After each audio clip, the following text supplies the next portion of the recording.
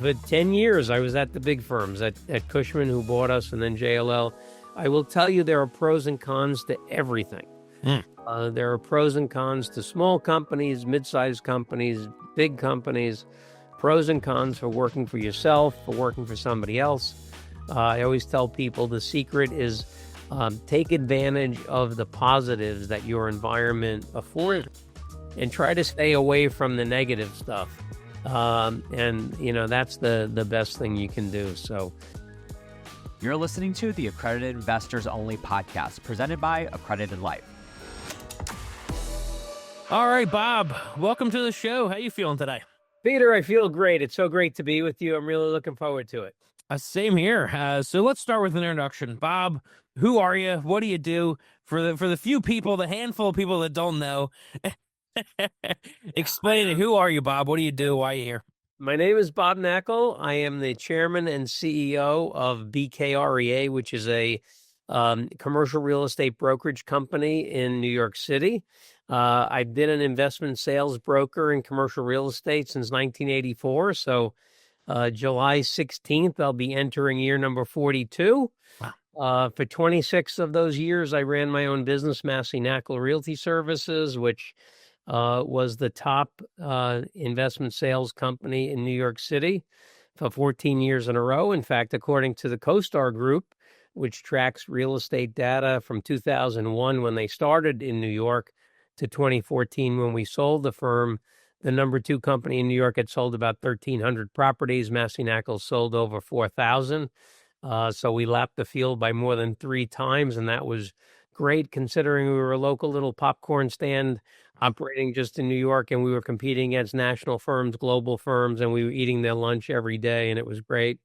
So we sold the business to Cushman & Wakefield in 2014 for $100 million. Worked for 3.5 years at Cushman & Wakefield, running investment sales in New York there. Then I went to JLL. I ran investment sales at JLL in New York for 6 years. And I started my own business about a year ago. BKREA was born, and I like to tell people I'm doing the same exact thing I've been doing for over 40 years, just have a different business card. Last week, I closed deal number 2,349. So I've done a ton of deals. Love the business as much today as I did when I started. Love commercial real estate, and happy to be with you today. But that's me. I'm just a salesman. That's it. That's all. I'm a salesman. That is amazing, Bob. Do you remember what brought you into the business? Got into it completely by accident. 1981. I'm a freshman at the Wharton School.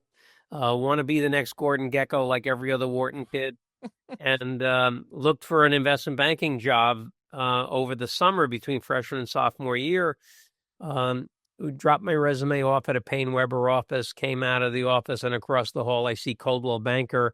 I walk into the place thinking it's a bank, give them my resume. They call me later that day to set up an interview for the following day. I go to the library that morning, look up this bank, see it's a real estate company, almost don't go on the interview. Who wants to get into real estate? I want to be Gordon Gekko. But in those days, they were the only ones hiring college kids for the summer. Took the job, absolutely loved it. Went back my next 2 summers. That was in Hackensack, New Jersey. And then started with CB in Manhattan when I got out of school in 1984, and have never looked back. Loved the business. I found something, and I tell young people all the time, find something that you really love, that you're really passionate about, because if you do that, it's going to be easy to work as hard as you have to work in business to do well. And I really got so lucky, walking into something by accident. And I found a career that not only is my career, but it's also my hobby. I absolutely love it. I love talking about real estate, and just really love the business. Now, did that love happen overnight? Was that something where you got in and you fell in love right away? Or was it as time went on and your confidence grew and your education grew and all that kind of stuff? Has the love and the passion grown along with it? Or Yeah, no, I think it has, and interestingly, I think that I've had some ebbs and flows. I kind of got into a groove in business. Really, it was very easy for us in the '03 to '07 boom. In fact, right after 9/11 in New York, Paul Massey and I did something that was very kind of counterintuitive. We when other companies were downsizing and laying people off, we went out and hired a director of HR Mm. and said, let's go hire all these people. New York is going to come back. It's tough. Yeah. Let's position ourselves so when the market does come back, we're ready. So we went out and we had 21 people at the firm on 9/11. 2 years later, we were 150. So we hired 125 people in 2 years. And when the market came roaring back, in 2003, we had boots on the ground. We were ready to go. Other companies were just waking up saying, hey, maybe we should start hiring people again. We had folks with a lot of experience that were out there. So '03 to '07 were great years.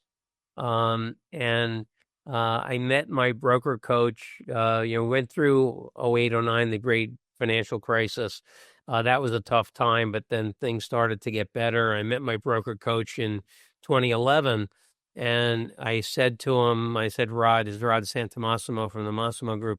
I said, Rod, I'm happy with the money I'm making. I just want to spend more time with my family. At the time, I had a 3-year-old daughter who's now 16. I can't believe that. Crazy. But had a 3-year-old daughter, wanted to spend more time with my wife and with my daughter, and said, Rod, just make me more efficient so I can make the same amount of money in less time. And that was a point at which, and is a long prelude to my answer about passion for the business, but working with Rod really rekindled my passion for the business. Got back to basics, fundamentals, doing things that are the real blocking and tackling of the brokerage business. And as a result of that, I got to spend more time with my wife and daughter, and I tripled my income. Wow. So it was a really eye-opening experience. Rod is still my coach to this day, and when you really love something and have passion for it, it's easy to devote the amount of time you need to devote to it to really get the most out of it. And that's one thing I really love about commercial real estate is it is a very, very pure form of meritocracy. You get out of it what you put into it. Sure. I've always been a guy who puts in a lot, and I want to get a lot out. And commercial real estate brokerage affords me that opportunity.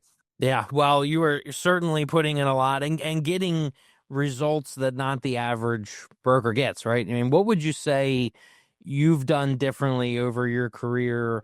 And I'm curious, maybe this was the question that was in my mind was, yeah, obviously when you started at CB and you were just learning the business, and when you started at Massey Knakal versus starting your company today, what's the same? Like, what's those core foundational things that you're doing that's the same? And then what's different? What have you brought on? What have you done differently?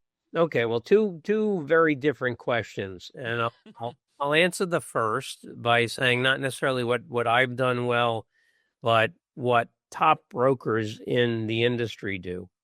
And I think top brokers in the industry have three very distinct characteristics very consistently throughout.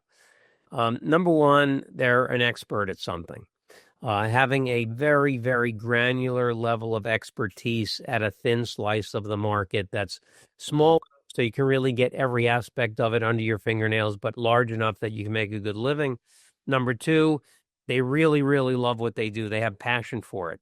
And that's so important because the market always has been cyclical. It always will be cyclical. And you have to have that love for the business to make it through those tough times so that you're around when the times get better, which they inevitably will, but that love of the business keeps you there. And then thirdly, they can use discipline very well. And I say use discipline as opposed to have discipline. We all have access to the same amount of discipline as anybody else, but we all choose to use it differently. So I think the folks who can use discipline well are the people who get to the top of the mountain. Mm. What does a normal day look like for you? Like, how would you suggest, structuring your day? Because I feel like when you're in a sales position and you take a lot of meetings and you have a lot of phone calls, that could suck up a day, a week, a month. I mean, so easily. But there's a lot of other things you got to do as well, right? So what would you say? How do you structure your day? Yeah, well, first of all, what I'll say is that there is no normal day, Peter. Every day is different. The only thing that's kind of consistent is I wake up early. I'm up at 5 every day. Wow. I work out every morning. I have a gym in the house and get my workout in. And from that moment on, every day is different. Mm. I try to spend as much time as possible on the phone between 9 and 12 and 2 and 5. That's money time, we call it. Mm. That's the time periods which you're most likely to get people on the phone. Anything that we have to do that's not on the phone, reading, writing, analyzing, anything like that, we'll try to do before 9, between 12 and 2 and after 5. Mm. But, constantly pushing forward on so many things. And in our business, market presence is extremely important. I always say in real estate, it's not who you know, but it's who knows you. And that's because there are so many market participants. For example, in New York City, just in the 4 boroughs, not including Staten Island, we have 176,000 investment properties that are owned by 250,000 people. I make a lot of calls. I can't call 250,000 people. So I need incoming. I need people to know who I am. So I do tremendous market presence campaigns. In addition to making phone calls, I send out email blasts, text blasts. I still send hard mail. That is very underrated and is a great thing to do. I go to a ton of networking events. My goal is 261 networking events a year, one for every working day. Mm. I create content. I'm active on social media. I go on TV. I speak in public. I do a number of things so that people can find me and become aware of who I am and what I do, so that in addition to the business I'm generating by making my prospecting calls, I have incoming business Mm. coming to me from people who have seen me at a certain event or talk at a certain place or have become aware of me in one way or another. Yeah, yeah. I like what you're saying. The balance between the prospecting calls where you're actively going out and getting yourself in front of people over on the phone or knocking on doors and things like that, versus the presence kind of brand building where people are seeing you through different channels and coming to you. Once you get somebody in front of you, either on the phone or in person or whatever, what do you do? How have you been able to do so many transactions? How are you building the relationships and the trust at the end of the day that Bob's going to get it done? Well, I think part of it is psychological in that from a salesman's perspective, it's really important to keep in mind that what we do is a pipeline. Mm. And you find out people want to sell, and then you go through a process of putting an analysis together, meeting with the client to pitch them, getting retained, putting the property on the market, creating marketing materials, going through the whole pipeline, and then ultimately signing the contract and closing the transaction. That's a very long pipeline. We have to be cognizant that if at any point you stop putting stuff in the front of the pipeline, you Mm. could have an air bubble in that pipeline. So you have to make sure every week you're devoting time to make your prospecting calls, which is the first step in the process of shoving stuff into the front of that pipeline. And so, the way you're able to do it is by, number one, you have to have a great team around you. I've been very, very lucky over the course of my career. I've worked with great people at all the different environments I've been in. I have a great group of young people I'm working with today at BKREA, and they're helping me with all my transactions. But you want to constantly put stuff in the front of the pipeline, rip stuff out the back of the pipeline, and just keep it going. And I think the business, interestingly, is very, very similar to the way it was 40 years ago. Not much has changed. Mm. Just we have different strategies, tactics, tools that we use, but effectively the business is very, very similar to what it was early on. And so what we try to do is just utilize those tools to make things as effective and efficient as we can. And AI is great. I'm using AI in a big way. I think that I'm a big fan of Dr. Benjamin Hardy and Dan Sullivan's series of books. One of them is Who Not How. And the thesis of that book is when you say, boy, that's a good idea, how am I going to do that? You're asking the wrong question. It's, boy, that's a good idea. Who am I going to get to do that for me? So the first person I hired was my COO, Seth Samowitz, who was an AI guru. And, so we've integrated AI into a lot of what we do. But a lot of it is consistency. And how are we succeeding today? Well, we're trying to always push the envelope in terms of the types of marketing materials that we have. Several years ago, I put together a 250-page oversized book, that basic picture book of all the development sites that I've sold before picture, after picture, write up on the transaction, testimonial from the client. And today you have folks all over the country that are doing this. Yeah. But I think I was the first one to do it in that fashion. And so during COVID, I had an opportunity to walk every street of Manhattan to log the construction pipeline and buildings under construction and that had been demolished, and created what is known as the Knakal Map Room now in our offices in Midtown. And it basically is like an amusement park for real estate market participants. We have everything you possibly could want to know about the land and development market in Manhattan is in that room. Clients love to be there. I want to get clients into that room so they can see what we have. It becomes very apparent that we know more about the land and development market than anyone else in town. And that's really given us a tremendous competitive advantage. I've seen some of your videos on that, and exactly like you said, you've created a place where real estate participants, developers want to be. I could imagine they just want to be there and check it out, right? Mm-hmm. Is that what you set out for? Like, when you first started walking the streets during COVID, did you have this vision of that's what it was going to be, or how did that evolve? Yeah, not at all. It came out of a frustration with not having an accurate development pipeline. When we try to evaluate land value, we need to know what else is under construction or planned to be under construction so we know what that to-be-built building on the land we're selling is going to be competing with. And it frustrated me. For 10 years, I wanted to get out and count every building under construction. And I say, look, if I'm standing in front of the building and I see a crane lifting concrete up, you know it's under construction. That's a good guy, yeah. Have this data. But remarkably, it didn't exist. But who has time to go walk every street and look at this stuff? So COVID created the perfect opportunity to do it. Business slowed to a crawl. The city was dead. It was basically abandoned, and no cars on the street, no people walking around, no stores open. Perfect time to go out. I spent 4 months, 220 hours in the field, logging everything. And the reason I started highlighting the map is I thought that would be easier than writing stuff down. I ended up taking these sections of the map back into the office, and I colored, everything that was under construction or had been demolished. We color-coded in green. Everything that was built to about 25% of its maximum density was orange. And the great thing about New York is every piece of land is pre-entitled, so you know what its maximum density is.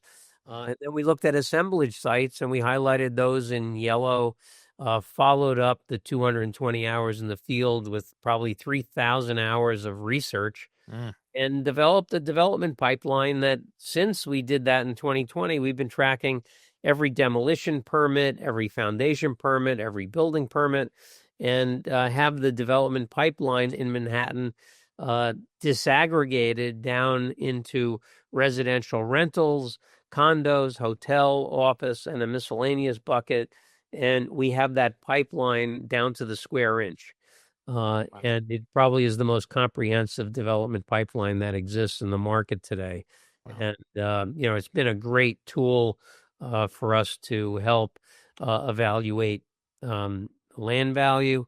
And we're coming out with the Knakal Land Index, which is another 3-year project we've been working on, which looks at 2,417 development site transactions going all the way back to 1984, disaggregated into the same 5 buckets of product type. And, just always try to stay ahead of the pack by creating research that is not available to others. Yeah, and that your client would very much want to have access to. Absolutely. Interesting. And this, I'm assuming you have a team or a few people that are dedicated to just keeping that going, right? Because that's something that's evolving almost on a daily basis. I would think in a city like New York, projects are always stopping and starting, right? Yep, absolutely. So would you say you talked about the kind of that first core thing of being an expert, finding your slice in the business? Is it the land development side for you? Is that how? And then is that what you'd say it is, and has evolved over time, or? Yeah, no. What we're really focusing on, I always have tried to do things a little differently than others have. And so, like when we formed Massey Knakal in 1988, we wanted to be different and thought we could easily differentiate ourselves by having a geographic specialization. And so we divided the city up into small neighborhoods, put one broker in each neighborhood, and asked that broker to know that neighborhood better than anybody else. And that was a very easy way for us to differentiate ourselves and create a big competitive advantage. When I looked at getting into social media, which I did in January of 23, I took a look at what other investment sales brokers were doing. A lot of it was, hey, I just listed this, I just sold that. So I came up with several different ways to create content that was very different than what was being put out there by others. And that worked very well. And so this time around, when I started my firm, I'm like, all right, how are we going to be different this time? And I said, well, things are changing very, very rapidly from a legislative perspective relative to new construction. Lots of new tax abatement programs, density and affordable housing requirements and things like that. So I said, you know what, let's do brokerage the way a developer would do brokerage, not the way a broker would do brokerage. And so we formed an in-house policy and zoning SWAT team. That SWAT team consists of a zoning attorney, a zoning consultant, an architect, data scientist, policy guru. And so we can take a look at these very, very complex zoning issues and do a complete analysis on a property within 48 hours. And so that's our competitive advantage. So what we're doing today, we're doing a lot of ground up development deals, office to residential conversions, things that require value add elbow grease, as opposed to, the building that's 98% occupied with long leases. That's a little bit uninteresting to me. But I really like the transactions where you have to roll your sleeves up and try to figure out creatively how to maximize value. Sure. How has the city changed? I mean, you mentioned a few things there with policy and regulation and all, but with politics and everything going on, how has this? You've been in the city for a long time. How has it changed? And what's your thoughts moving forward? But New York is it just has such a staying power, right? It's like the capital beyond Washington D.C. It's like the capital of the country, right? Yeah, but well, it's really interesting. Real estate contributes 54% to the city budget. Wow. Between real estate taxes, transfer taxes, mortgage recording taxes, and other charges and fees that the real estate industry pays. 54% of the budget. And yet most of our elected officials won't even take a campaign contribution from a real estate person. They detest real estate people. And a lot of the policy is reflecting that. And if you look at particularly like in our rental apartment market, we have a very convoluted rent regulation system. And there were significant changes made to it in June of 2019. And those policy changes have vaporized hundreds of billions of dollars of value and created a situation where buildings are deteriorating, quality of life for the tenants is deteriorating, and our policymakers can't seem to get it through their head that supply and creating more supply Mm, is the solution to all of New York City's housing woes. mm, And they rather figure out ways to confiscate private property and restrict what private owners can do with their property because it's more convenient from a getting votes perspective than doing what is truly in the constituents' best interest, and that's creating housing policy that will lower rents, making the city more affordable for everybody. So, we have terrific, significant political headwinds in the multifamily space. And the city has changed in that things have gotten much more challenging um, from a policy perspective to get things done. mm, That's why we've recently had this City of Yes legislation that probably has been the most profound change to New York zoning code since 1961. And I applaud the current legislation that made that happen. But there are still significant headwinds against getting things done in New York. And I think that's probably been the biggest obstacle.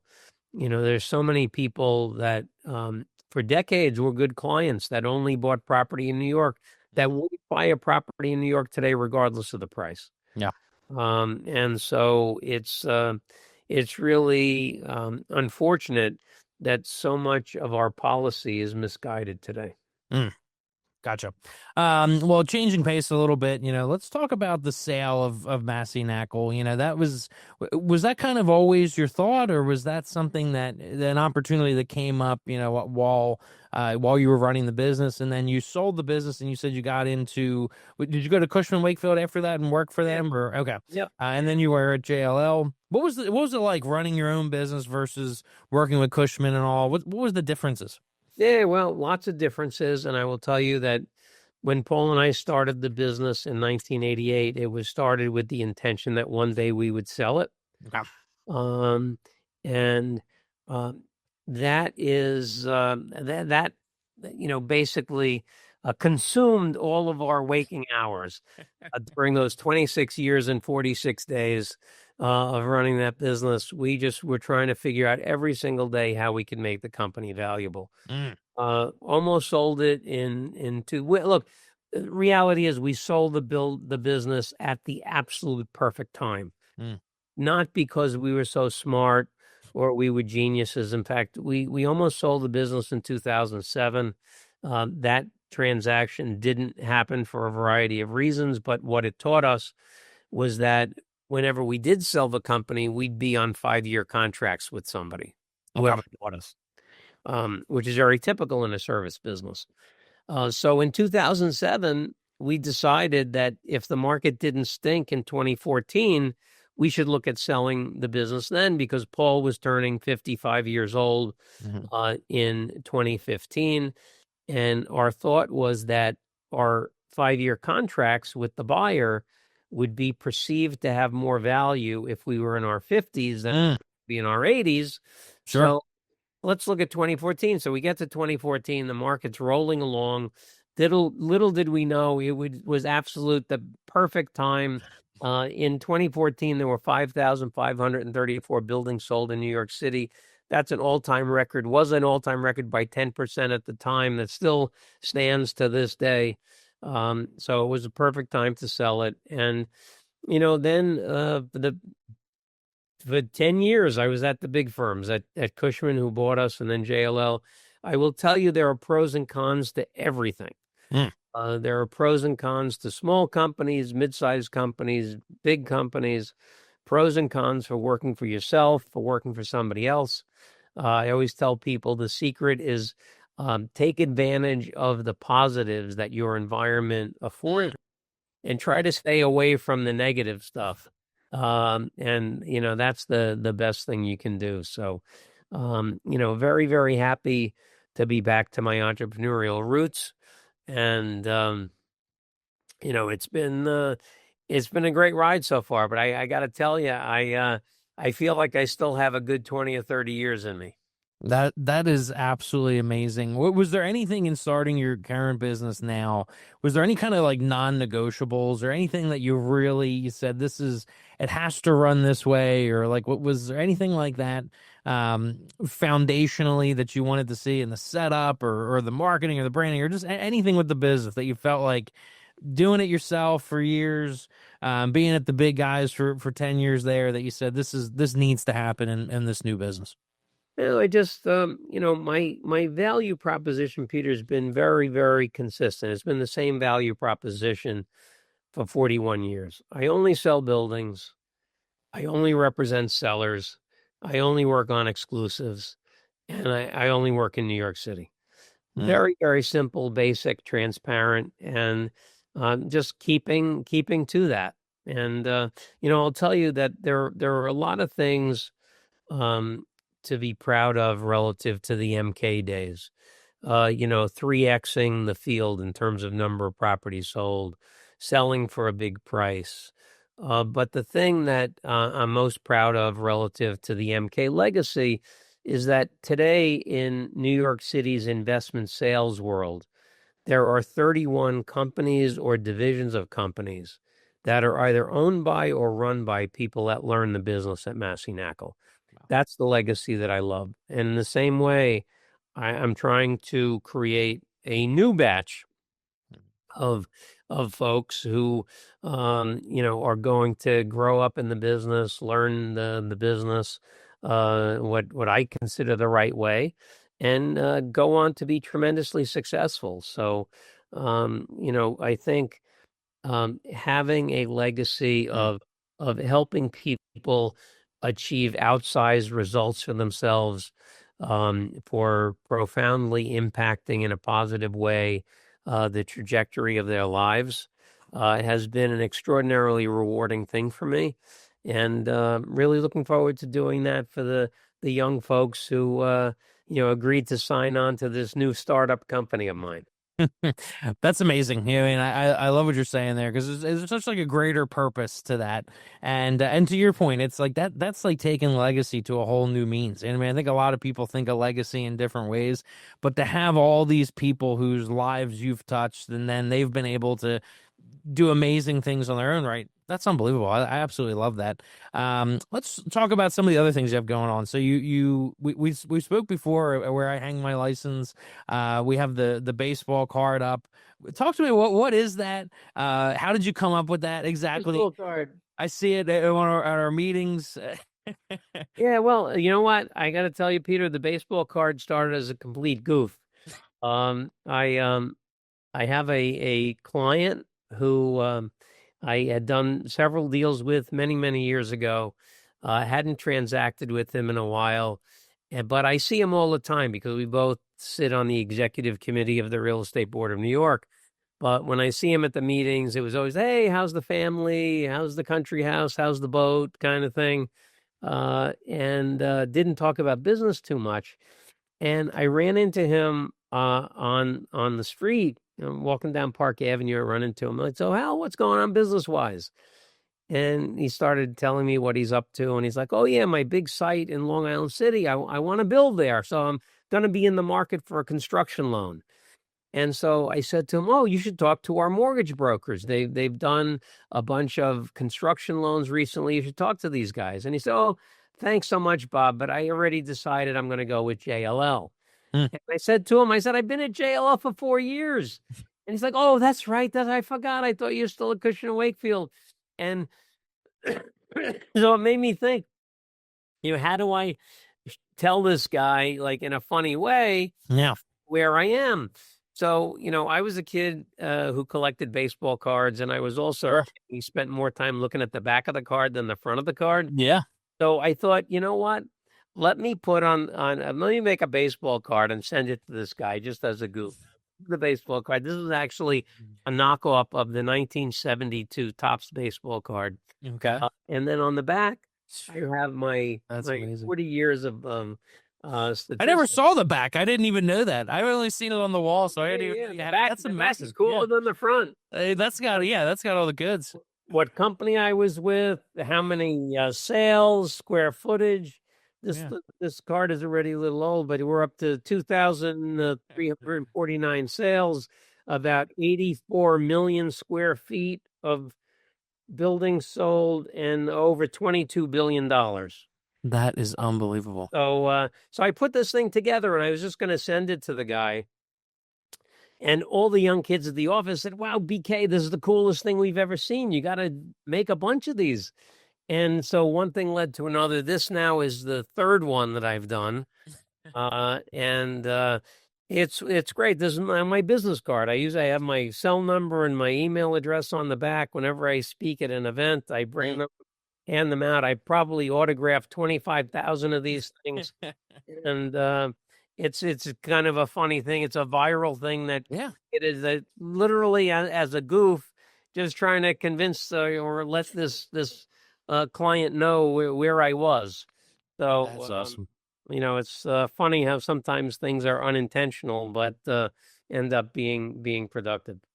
Well, I appreciate you telling the story, because you had mentioned about kind of in your marketing and branding and thinking outside of the box, and kind of examining what other people are doing in the space and then trying to do something different. And that right there is a physical, example of you doing that and then what you've been able to achieve from it. So I love that. You also got a book coming out, right? Yeah, I do. I just finished my first book, Selling Buildings, which I wrote with my broker coach, Rob Santamassimo. Nice. It is basically an overview of my 40-year journey in the business, how I got started, the practices that I implement, what happened at various inflection points in my career when I came to a fork in the road and decided to go one way or the other, what impacted those decisions, how those decisions turned out. We tell a number of deal stories. My social media following really loves the deal stories that I tell. So along the way, we're telling deal stories that are very indicative of what was going on in the market at that time. And then Rod chimes in with, he's coached thousands of brokers across North America. Sure. And, takes a look at each chapter from 40,000 feet, analyzing how brokers and investors can apply these lessons to their business. And I think it's a great book both for brokers and for property owners. And the main thesis is just how do you maximize price and profits in commercial real estate. So I'm very excited. It's coming out May 20th. You can pre-order it on Amazon. We're having a big launch party in Manhattan on May 20th. If you'd like to come, let me know.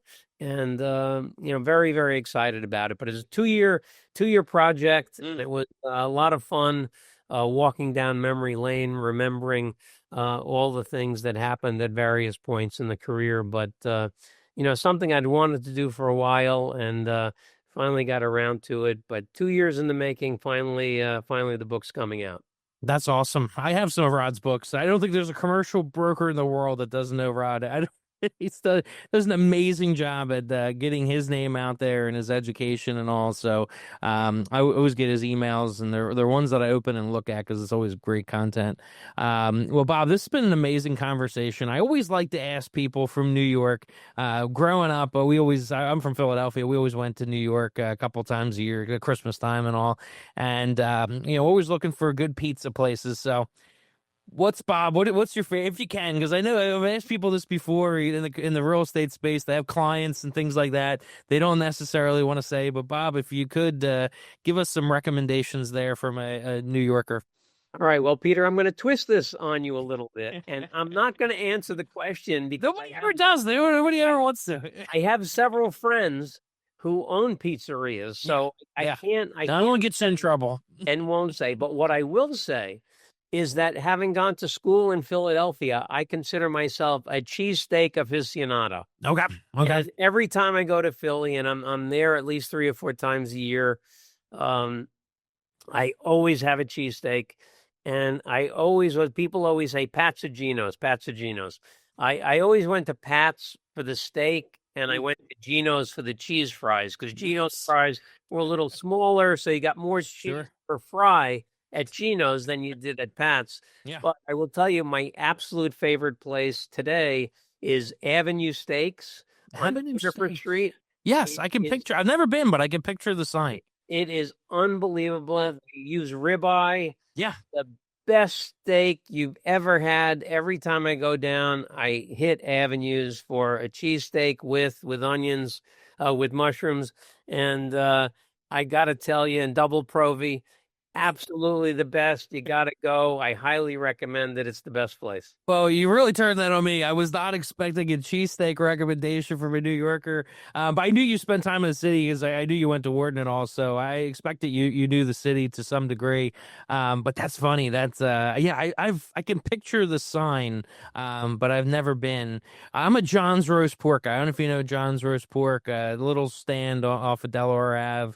Because I went to Temple, so I was in the city for a long time, and that was probably one of my favorite places to go. And it's funny, a lot of the local people won't go to Pat's and Gino's, but when I was little, we used to go to Gino's every now and again, and the cheese fries were better than the steak, definitely. I can still remember them. Well, Bob, this has been a great conversation. I really appreciate you being here. For people that want to learn more about you, Bob, and just get into your world, how can they do that? Yeah, a number of ways, Peter. Follow me on social media. I'm on all the big platforms. Or you can go to bobknakal.com or bkrea.com, or email me at bk@bkrea.com, or call me. My cell number is 917-509-9501. Love to hear from you if you have any questions. Always happy to answer them, and look forward to hearing from folks. Awesome. Thanks, Bob. I appreciate you being here. All right, Peter. Great conversation. Thanks.